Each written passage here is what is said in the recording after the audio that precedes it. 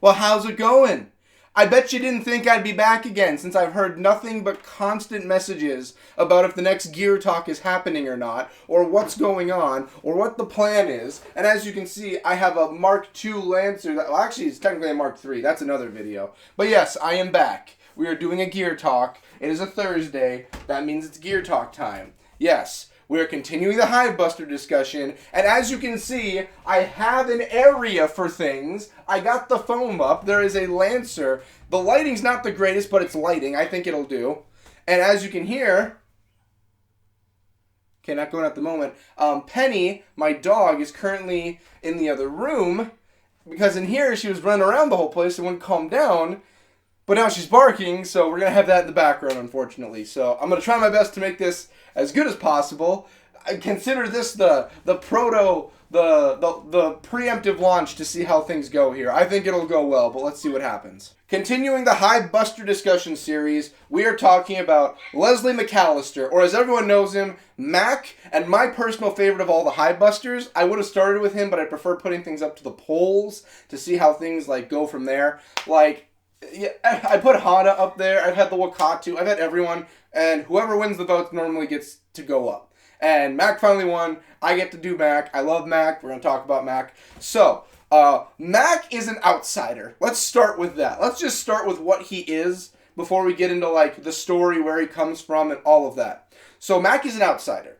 Unlike Lonnie and Keegan, he has no affiliation with the COG. And as far as I'm aware, he was born and raised away from the COG. He, never once was a part of anything. He wasn't going out, with them. He wasn't like JD and Dell. I can't believe I forgot Dell's name for a moment. It's been a while since Gears, as you can tell. But he's not like them where he was a part of the COG and left. He was never like that. He was just never a part of the COG, period. And he was always an outsider. He was raised outside of it.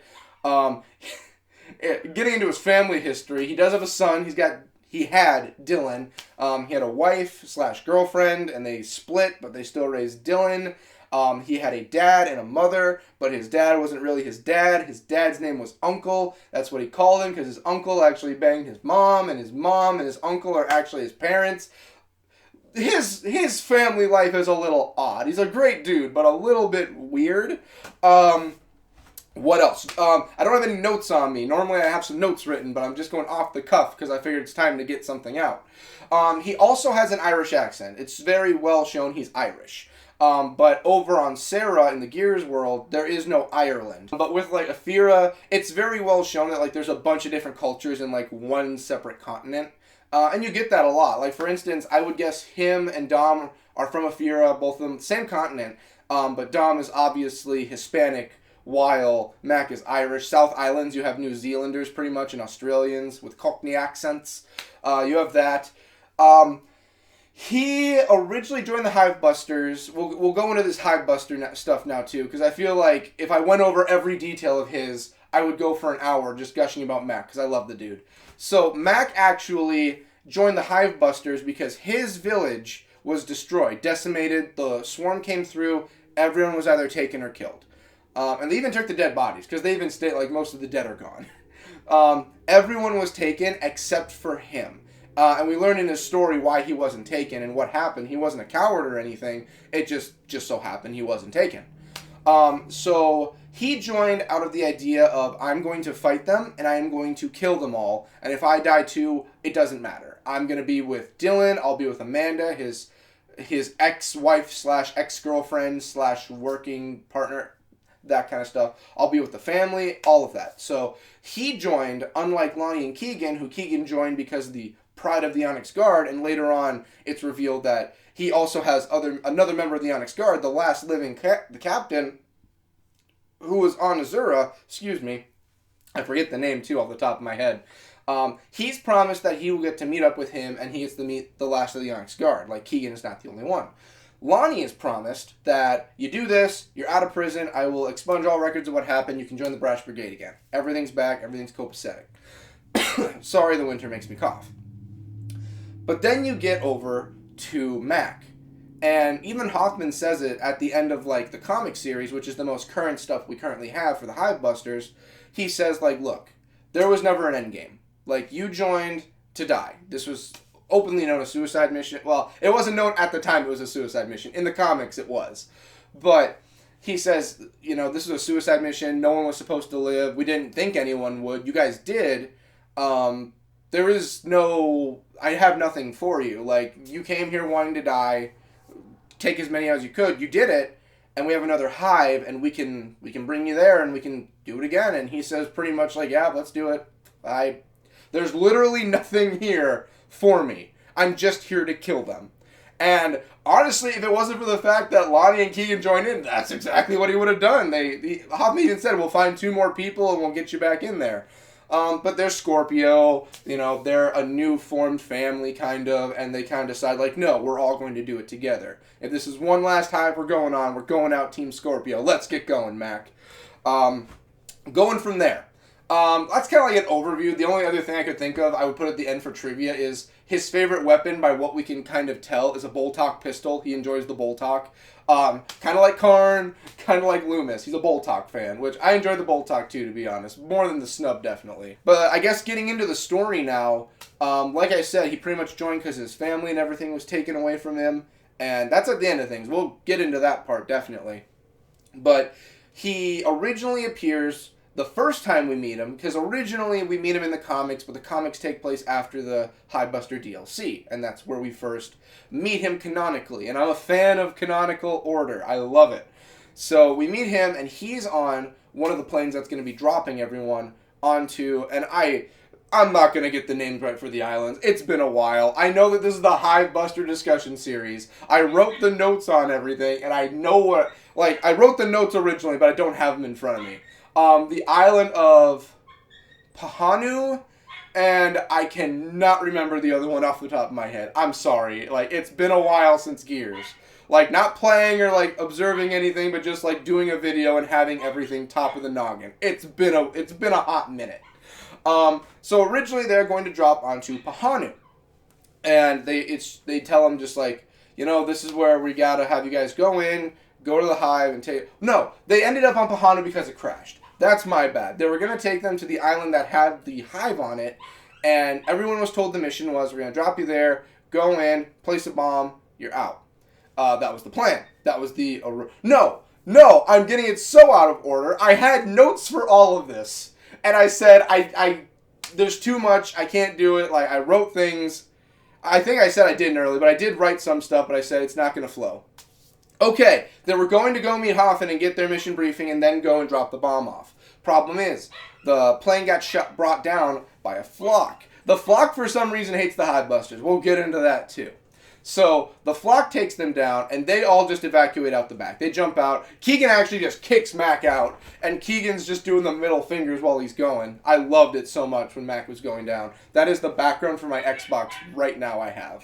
Is that... screenshot, not even screen, it's an achievement even. It's that achievement as my background. I love it to death. So they all land and they all get separated, and Mac lands, and he's got to make it through, find the rest of the other squad, and then get off the island and go and see Hoffman, who they have to go meet. But at the time they don't know it's Hoffman, but, they're going to go meet Hoffman. So they land on there, everyone's separated, and they start making their way through. But the problem is, and they realize this as they go, there are these fumes or something coming off, and when you come in contact with them, like we talked in Lonnie's video, and we talked about the Wakatu stuff too, it gives you visions, or it makes you believe you're hearing or seeing things. Now, what it did to Mac was, he started hearing Dylan. He was hearing his dead son. Read me a story, Dad, or just, what's going on. He was hearing his son constantly. Because that's, a major thing to him, is just, Dylan. As we'll learn in the comic series, it's all about Dylan, kind of.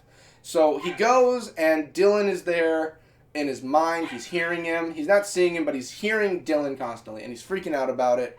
He finally gets away from the gas, and everything's kind of normal. He meets up with everyone. So they go through, they meet, they go through everything. They fight through the island. They finally get radio contact. Jossie finally gets a hold of them. Or talk, I should say. Jossie talk either works. Get a hold of them and gets them off the island. That's when they first see, a glimpse of what the Wakatu's capable, what they'll be dealing with later. They finally get off of the island, and they get to where Hoffman is, his little house he's got. And that's where they realize this is Hoffman. Holy hell. Mac is an outsider. He barely even knows, and he doesn't really care. That's what you'll learn about Mac in the early portions of his story. When it comes to the cog, he does not care. He does not care who you are. He does not care what it's all about. When he first knew Keegan, he did not give a crap about Keegan. And Keegan did not care about him because he was an outsider. And he's like, you're not cog, you don't matter. And Lonnie was the only one that was like chill about everybody. Well, I guess Lonnie had something too. Max saw Keegan more just like, you're just cog. You're just sitting there with your head up your ass. Like, you're only listening to orders. You don't care about what's going on unless you're told about it. You don't care. And then Lonnie openly says later on when Mac was on the plane, later on, while they were sitting there, they had a small conversation. She laughed at his jokes. Later on, she said to him, I openly thought you were just going to up and run the moment we landed. I didn't think you'd be staying. I was planning on just a 2-person mission. That's all I was planning. That's it. So it's not that Lonnie didn't like the guy. She didn't like Mac. It's not because of that. She just figured, you have no military experience. You don't know what you're doing. You're just going to leave. Like, that's just what I'm expecting. So they actually have a good relationship, him and Lonnie. But the problem is that Lonnie never really believed him in the beginning. And he did still see her as a cog. But he saw her as like, hey, you're not like a complete asshole like this dude over here. So, I mean, that was working for him. Anyway, they get the word about where they're going. They get the word about the mission and what they have to do. They get the word about like what it's supposed to be, like, drop it, destroys the hive, and they go. And while they're going, they finally get to the facility, and this is when you actually learn about why Mac was originally chosen. Not just why he was looking to kill, but he also had some experience, just like the other 3, on like something that was needed to get into this place. And it was called the Sanctuary, I believe, if I remember right, on the island. It was literally built next to a volcano. Which, yeah, great idea for that one, you know what I mean? So they decide to get in there, and the 3 things that they're known for. Mac is known for his pretty much electrical work, or like tinkering. He's known for that. So that's kind of why they brought him in, because it's like, this man is like good with machinery. He's good with getting into things. Let's get him going and get him like acquainted with everything we have. Like, getting in. If that makes any sense. It doesn't. Sorry. I felt my phone vibrate. I'm doing this before work. So he goes in, and he's able to do the wiring for everything, open doors, and all of that. So they're like, that's what he's for here. Then you have Keegan, who's there because he has the codes for everything. He's able to get into stuff because he's Onyx Guard. And then Lonnie, like I said in her video, she's pretty much there because she's short. That's pretty much the only reason she's there. Because everything that involves her just involves going under doors. I don't know. Maybe they just wanted someone with the most experience fighting, like, the Locust and Swarm, so they chose her. That's the best I can come up with. But they get in there, and as they're going, like, Mac is the one that questions a lot of stuff. Like, he's the one, like, why are we doing this? Why were we the ones chosen? Like, what's going on here? Like, why is all of this happening as it is? And he does that throughout the entire story of the Hivebusters DLC. He's questioning everything. Which, to be fair, in that situation as an outsider being thrown in to take out a hive, the major, the thing holding the major enemy of humanity, maybe an idea that would be an okay one when you're the only 3 and there's only a 3-person staff for the Hivebusters, aside from Team Scorpio. So, I don't really blame Mac there. I thought it was a really good decision to have him the one questioning things when he's the smartass of the group. So, they go through, they're doing all of that. Everything goes foobar, because Mac just thinks, like, we're all going to die. We're here, we're going to get killed. Like, it doesn't matter what they're asking us to do. If we do what they're telling us, we will die. Which is go and place the venom bomb in the center of the hive and set it off. Because they're going in. They're not in the center at this point. They are going into it. And they're like at level 3 or 4, and they're like, it's still like 10 to 15 levels down. We've already been fighting Swarm like it's no one's business. We are going to die. Like, if we keep going, we are going to die.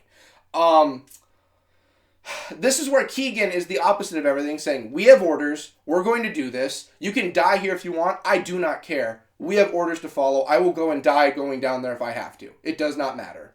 Because he's a very true cog. He's like, anything for the cog. While Mac is not cog, he's an outsider, and he's like, I have my own life I need to worry about. That is a death sentence. And that's when Lonnie comes in just like, you knew about the mission, like, yeah, he's right, this is kind of weird how we're doing all that. Like, Lonnie's the one that's in between these two, like, not taking a side, but, like, trying to, like, understand each side and explain it. And that's when they say, when you join this, like, you knew you were possibly going to die. Like, why are you having a problem with this? She asked Mac. And Mac tells her, I was told I was going to fight them and take them out with me. I wasn't told I'd be walking in and just getting shot after a few of them. Like, I'm not here for that. I'm here to take out as many as I can and die doing it. I'm not here to just die taking out like 2 or 3. That's paraphrasing what he says, but that's pretty much why he's there. Because they keep saying just like, because he says he's ready to die. And they're like, then why do you have a problem? And that's what he says. They keep going. Mac gets impatient, takes the venom canister, because there's a giant circle in the center of all the levels that just goes down. He takes it, and he chucks it down. Now, the problem is, it does not make it to the bottom. And it goes off. And the issue is, they still have to escape. The venom bomb's gone off. They have limited time. So they're running for it. And they finally get out of there. Bunch of different things happen. A volcano goes off, magma's everywhere. They're riding down a lava river. And that's when you learn the venom bombs don't really do much against the big boys. Like the Wardens. I'd like to think the Snatchers, it doesn't do much again. I don't think it did much to the Snatchers, but the Wardens are fine. The Scions are probably fine too, if I remember right. So they're leaving, and the entire time, they're just at each other's throats the entire time, like, what the hell, Mac? Why did you do that? And he's like, I'm not going to sit here and die for nothing. This is a waste of our time. The entire time down. They finally get out of there, and the entire time you think Keegan and Mac are going to straight throw fists. And I thought they would. I thought it would have been crazy to see. Because my money's probably on Keegan, but he's got some age on him. They get picked up, and they get brought back, and they have to figure out, like, the venom, how to get, like, it didn't work properly, what can we do? And that's when they decide, like, hey, like, maybe we can get this creature you saw earlier that was killing everyone with this, like, acid stuff, mix it in, and have that destroy them all, since it was obviously killing the swarm. And then they say, like, yeah, let's do that. We'll try it out. And so they go through, they go to the village, and they decide to actually go in and learn about what the Wakatu is and how to, like, harness its abilities, you could say. Now, this is the part of the story where, like, the Hivebusters finally start to, like, work together. Like, the entire time, Lonnie's kind of just been like, I'm here with these 2 idiots, and I gotta live, and we gotta pull off the mission, or I don't get to join the Brash Brigade. I might as well stick with these 2 and keep them alive. Mac's ready to die, and Keegan's like, I don't care if I die as long as I'm doing it for the Onyx Guard. See ya! That's pretty much how the entire team format is before we get to, like, the halfway point of our story for the DLC. And that's just the DLC. We still have, like, the comic and everything else. So, we go in, and they go to the village, and this is where we learn, like, the village has been taken, the swarm, locusts are on my mind so much. The swarm have already taken everybody. Everyone's already been attacked, gone, and this is the part where Lonnie, who is an islander by blood, but she was never raised there, but she's an islander, she's starting to have her own breakdown of, like, these are my people and they're all dead. And this is the part where, like, everyone finally starts to come together, where Mac is just like, these things are the thing that killed my family. They just did the same thing to you. Like, why would I be okay with any of this or have time to bicker? No, we're going to take care of this. And then Keegan sits there and he's like, these are what became the locust. These are the things that killed everything that I was a part of. Like, yeah, let's go and mess these people up. Because Keegan still cares about people. It's not like civilians he cares about. Outsiders he doesn't like. So they go through, finally a unit. Hana's with them and she's helping out because she's getting information. They learn about the Wakatu. They learn about what it does, the myth of it, all of this stuff. And they go through, and this is where they learn, like, okay, the swarm have been going through the lava tunnels of this place, so that's why they're everywhere. Hana gets taken, so they have to go save Hana, because Hana's like, we all don't have a problem with Hana, let's go save Hana. So all of that, they finally get in there, finally save her, get her out of there on the chopper, and they get pulled out of there. And the entire time, again, Max starts to question things. He starts to wonder. He's sitting there like, hey, so you remember, we're doing all of this stuff for Hoffman. We haven't been told that much except we're on a suicide mission. I'm an outsider. Lonnie's a prisoner. You are a retired soldier. Why is there no backup? Why is nothing happening here to help us? Why are we the only 3? And this starts to finally weigh in on Keegan, and he's actually starting to wonder. And Lonnie's sitting there like, he brings up a really good point. But let's focus on getting out of here first. All of this arguing while running from the Wakatu, who has now appeared after they're trying to get out of here and trying to hunt them down and kill them. It's pretty much hunting season. They finally get to the end. They get saved by Tak. Yes, Tak, not Talk. Tak. They save Tak. Tak saves them. They finally get on the helicopter, and this is where he finally gets into Keegan. Well, Keegan asks Hoffman at this point, but earlier on, before they get there, he finally says, are you not understanding what's going on here? Have you not put the pieces together? This is This is off the books. This has nothing to do with Cog. Like, think about it for a moment. No one's coming to save us. A suicide mission, Hoffman's by himself.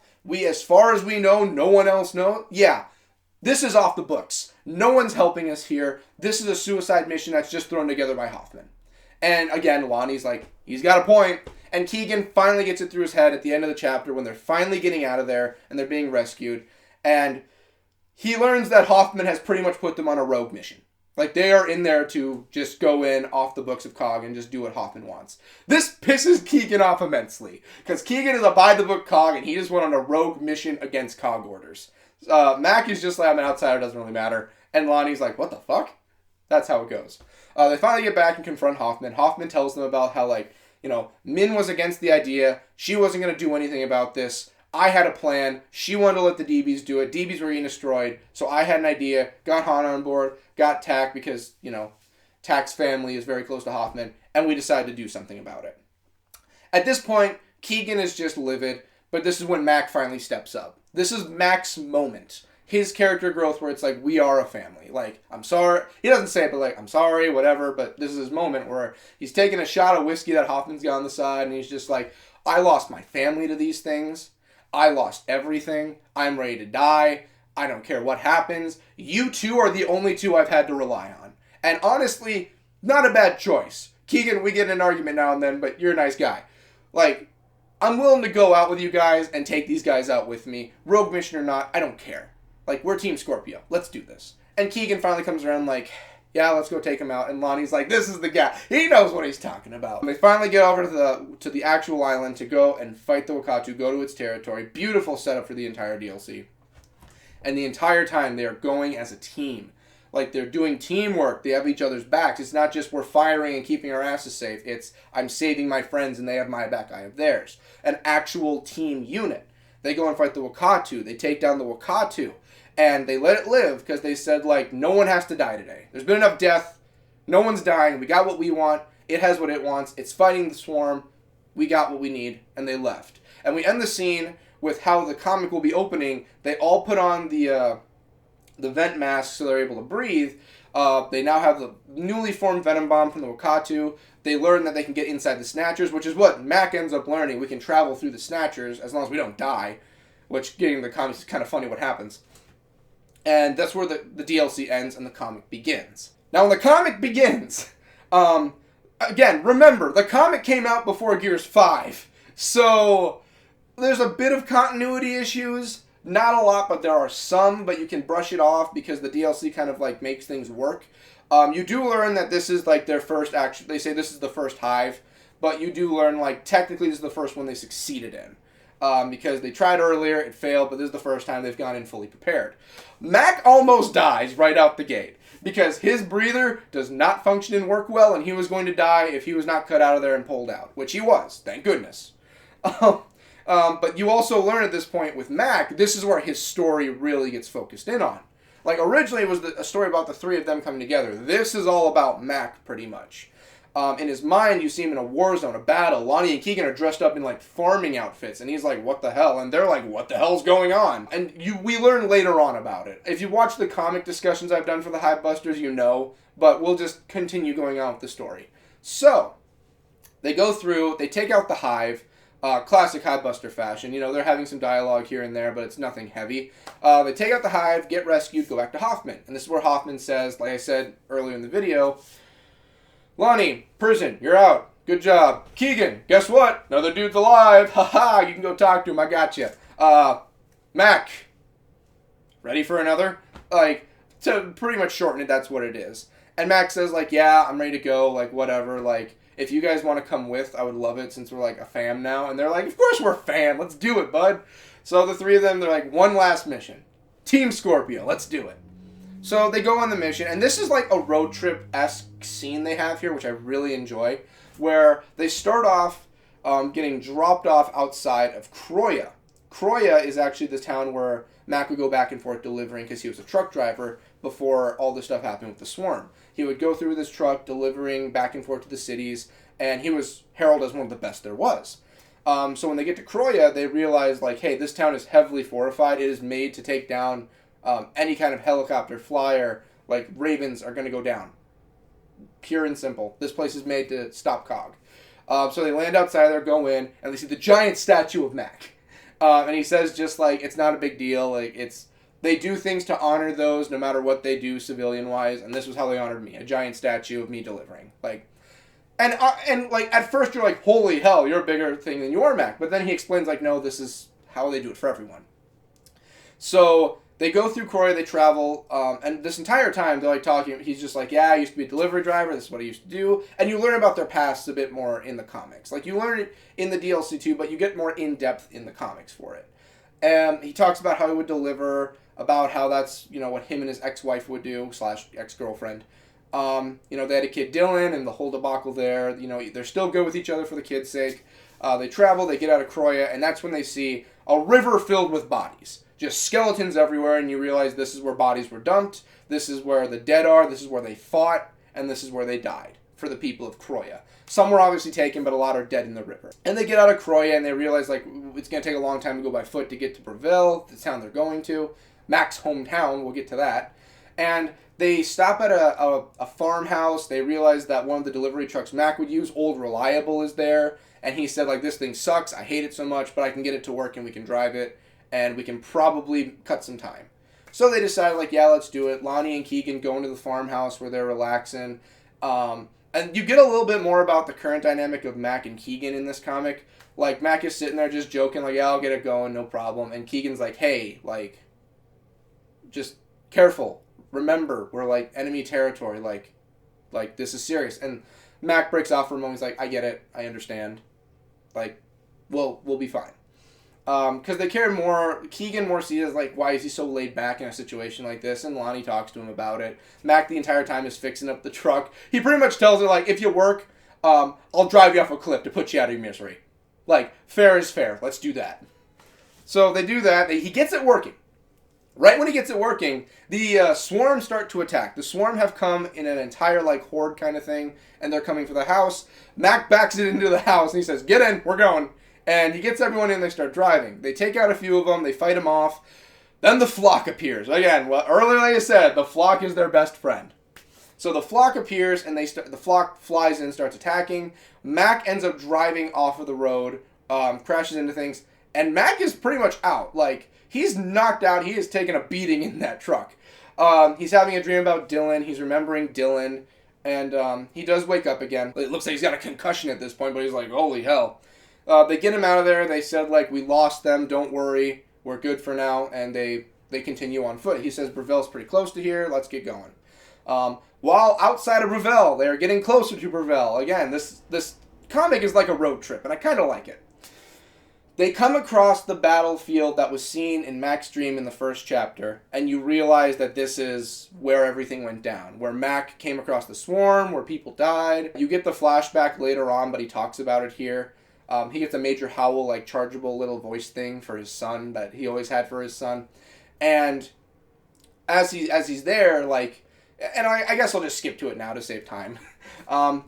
Later on, he has the flashback of what happened, like how Amanda got killed, Uncle got killed, everyone in the convoy was killed. Like, they were being shot, destroyed, killed, taken.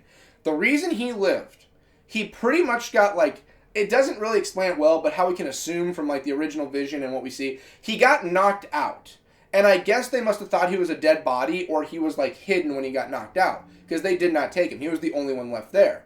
When he woke up, everyone was gone. They already got to Breville, attacked Breville, took his son, everything happened. So that's the original, like, what happened, the crux of what, like, shattered him into, like, I'm good to die at whatever time. That's where it began. You get to Breville finally, and Breville is, like, a well set up, like, this is a town. Well done houses. There's power everywhere. This is like, if you look at where Kate and Raina came from, you're like, that is the slums. These guys are living in luxury. And they kind of mention it too. They're just like, when we get everything taken care of, Mac, like, you could come back here. Like, this place is fully, like, good. This is a good place. And he says, like, I'm never going to come back here. Like, too many horrible things happen. This is not my home anymore. Like, I used to live here. This is just my home. That's it. So they make their way. He stops at his home he lived in, and he goes to Dylan's room, pretty much untouched the way it was left, I'm guessing, when Dylan was last in it. You know, he grabs a book about Major Howell, you know, his son's favorite story. He has a big connection with Dylan with the book, and he takes it with him. As he goes, Lonnie and Keegan are talking outside about like their history and all that, but this isn't about them. He gets out, says, "We can go. I'm good now. Let's continue." They get to the actual fortification area of Breville. Like, I believe it was built next to a dam, and they had like generated power through the dam. And they go in, and he says there's 10 sub-levels. We only went up to like 7 or 8, so there's more down there, and that's probably where the swarm where the locust emerged as the swarm. That's probably where it's coming from. So it's really fun because you get in there, and he kind of understands the layout of everything. He understands where things are. And that's when the action begins, when they finally get across the swarm. And at this point, it really is just an action fest. I said in that chapter review I did, it's an action fest. That's what it is. It is fighting, death. Mac is just destroying things. He's shooting things down, being tactical, just taking everything down. And they're doing a good job. Oh, wait, no. The action fest begins. All of that happens. But first, they get their rebreathers on. They get taken. Then they're put down to the lower level. Then they pop out. My bad. Sorry on that one. And before he comes out, Mac is reading his book to Dylan, and he's just like, he's living like, when you're in the hive mind, everything's very realistic. So he's there with Dylan. And he's reading the book, and then you see, like, on the side, like, a shadowy Keegan and Lonnie put her hand, like, we have to go. Like, we have to get going. And he starts to tear up. He's like, I just want to stay as long as I can with Dylan. I don't want to go. I want to be here with him. But they do get him out. He does come out, and he's like, they're like, are you going to be all right? And he's really taken up about it because he's like, it's so realistic in there. It's like I'm with Dylan again. It's like I am home. Like every horrible thing never happened. It's like I'm with him. I just want to be there as long as I can. And we'll get into the ending on what that kind of means because the ending kind of like has two different outcomes for what Mac's mindset is from here on out. But this kind of like puts something in his head. And he already had it originally, but this kind of cements it in. Again, the action fest begins. They're shooting off, just trying to get out of here. Then the warden appears, and that's when shit hits the fan. So, the warden appears. The wardens are like very, very powerful swarm. I would say more powerful than scions. I think they're probably same level as higher scions. Like the speaker was a higher scion. He starts wrecking house.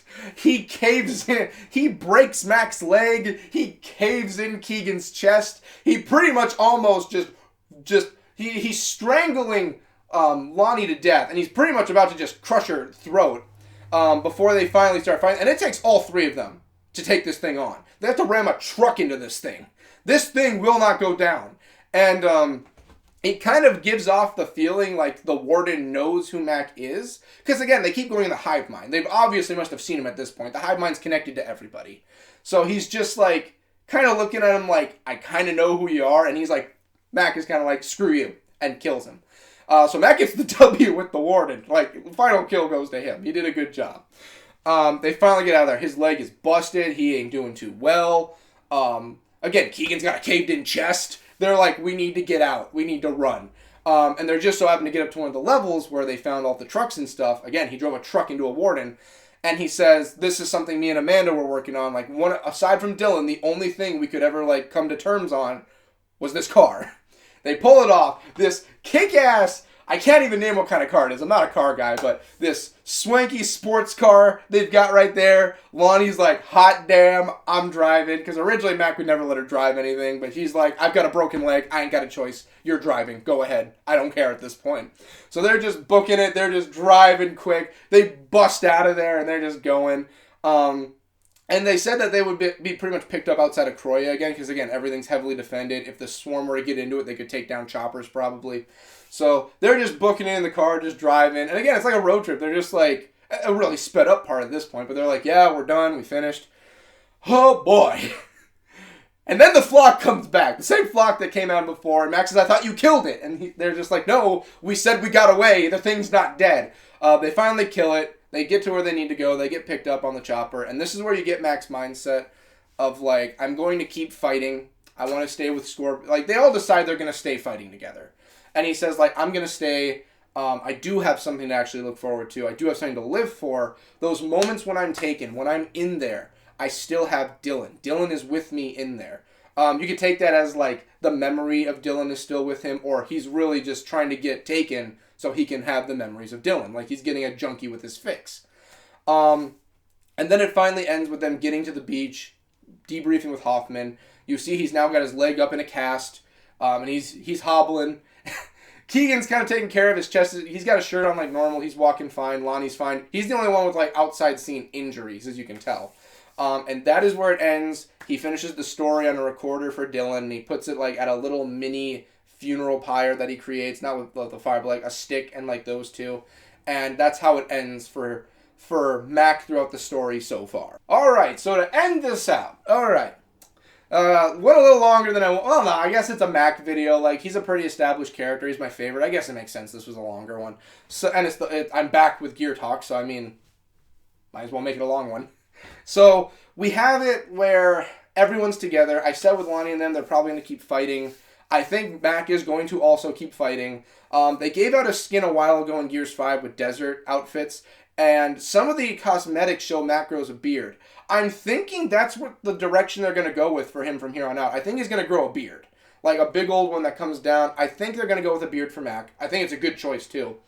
I feel like, will he die in the coming games? That's a hard one. If any of the Hivebusters were to die, they would die sacrificing themselves for the others. I really see that. Will he appear in the campaign? Maybe as a cameo, like I said with Lonnie with the Hivebusters. Maybe. But, yeah. That's going to do it for Mac. I don't think I'm really missing anything with him. Like, that's about it. One of my favorite characters. Originally, I used him 24/7 in Gears 5 till they released Dizzy. Then I went back to Dizzy. I love Dizzy. Yeah, I think that's going to do it. Like, that's the Hivebuster discussion for the character. Next up will be, like, a discussion on something else. Or a weapon or something. I don't know yet. I have the characters planned and I have a few discussions, but nothing concrete. Yeah, that'll do it. Maybe once a month I'll have things coming out depending on my schedule. Like, I was going to have 2 out this month, but things got delayed. So, yeah, that'll do it. This has been a Gear Talk. I want to thank you guys for watching. Thank the patrons for making things possible. And I want to thank everyone for making this possible. I will see you guys in the next Gear Talk, next Let's Play, whatever I'm doing. I'm back. I'm ready. Pop culture reference right here. I'll see you guys in the next one. Love you all to death. Thanks for watching. Later.